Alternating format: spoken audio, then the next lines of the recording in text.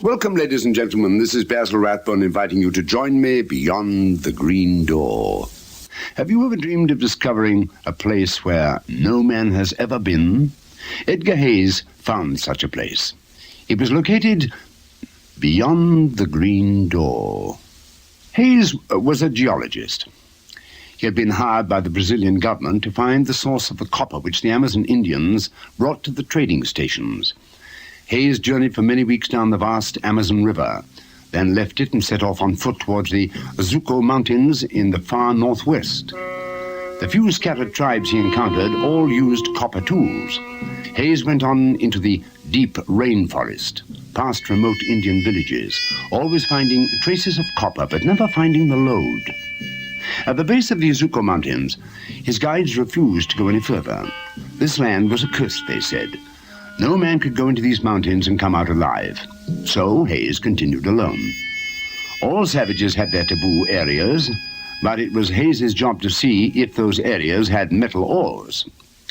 He found his tin deposits, and just beyond them, no more than 10 miles away, he saw a curious fold in the mountains. It was a sight no geologist could resist, and Hayes struggled through dense swamp for 3 days until he reached that strange formation. The fold concealed a valley. Hayes entered it and felt as though he had been transported to the beginning of time. The vegetation in that valley was unlike anything that he had seen along the Amazon or anywhere else in the world. Giant multicolored ferns swayed in the breeze, and the grass sprang up waist-high and was colored a blood red. There were stunted trees of no species that he'd ever seen before, and flowers which might have come out of some incredible dream.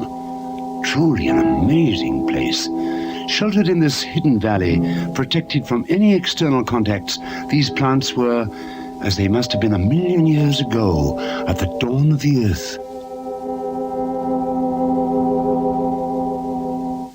But there was something sad about Hayes's marvelous discovery. This valley had been safe for so long, undisturbed by man or animal, and now the world would know. Scientists will form special expeditions to get here.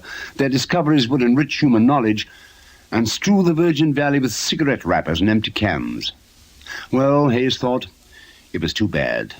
But science had to be served, and science would want to know what life had been like on the primeval earth.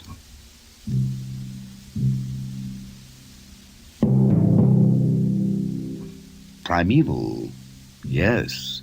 There was something ancient and frightening about this valley. He didn't blame the Indians for avoiding it.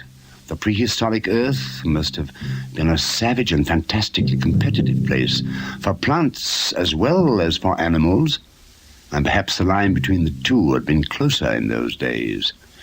He was thinking just this as the grass twined tightly about his waist. Hayes managed to break free, but by then the ferns had surrounded him, and they stretched towards him with wet, hungry, multicolored mouths.